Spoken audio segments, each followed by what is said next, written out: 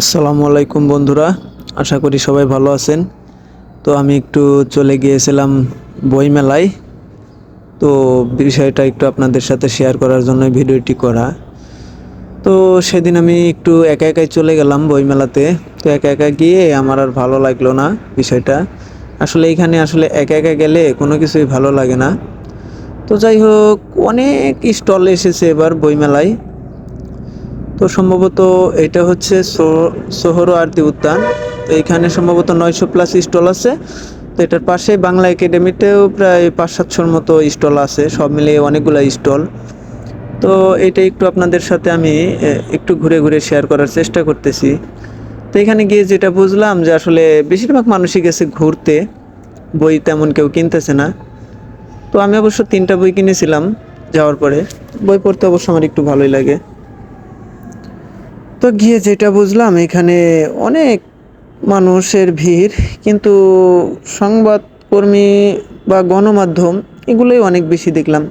সবাই ছবি উঠছে, ভিডিও করছে। তো এটা ভেবে আমি হাঁটতেছি, ঘুরতেছি, দেখতেছি, সব কিছু খুব ভালোই লাগতেছে। তো মোটামুটি যদি সাথে কোনো একজন মানুষ থাকতো তাহলে হয়তো অনেকটা ভালো লাগতো। তো একা একা অনেক বোরিং ফিল করতেছিলাম। তো ভাবলাম আসছি যেহেতু একটু ভিডিও করি, সবার সাথে শেয়ার করি। তো আপনারাও চাইলে চলে আসতে পারেন সবাই এবারের বইমেলায়। জি, যাওয়াটা খুব সহজই। আমি সাভার থেকে গেছিলাম। সাভার থেকে প্রথমে মিরপুর গেছি, মিরপুর থেকে মেট্রো রেলে উঠেছি, মেট্রো রেল ধরে আপনার ঢাকা ভার্সিটিতে নেমে গেছি।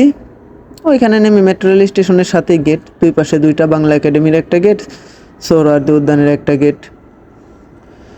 তো যাই হোক, মোটামুটি আপনারা দেখতেই পারতেছেন কি পরিমাণ গণমাধ্যম কর্মী এইখানে। তো আমাদের আইন শৃঙ্খলা বাহিনীরও একটা মোটামুটি ভালো নিরাপত্তার ব্যবস্থা আছে।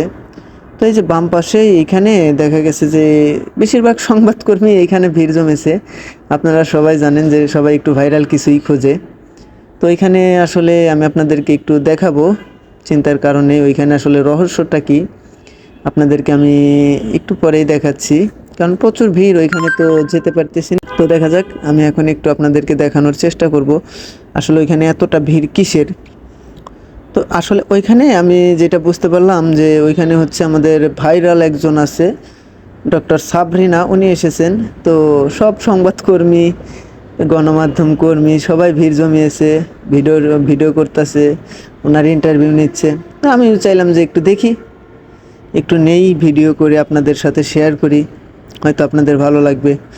তো সম্ভবত ডক্টর সাবরিনাও একটা বই লিখেছেন এই বইমেলাতে। এখন ওনার বইটা যে কি এখন পর্যন্ত আমি জানি না, তবে আমি ওনার কিছু ভিডিও করেছি, ওইগুলো আপনাদের সাথে শেয়ার করব। তো যাই হোক, আর বড় করলাম না, এখানেই শেষ করলাম। সবাই ভালো থাকবেন, সুস্থ থাকবেন, আল্লাহ হাফেজ।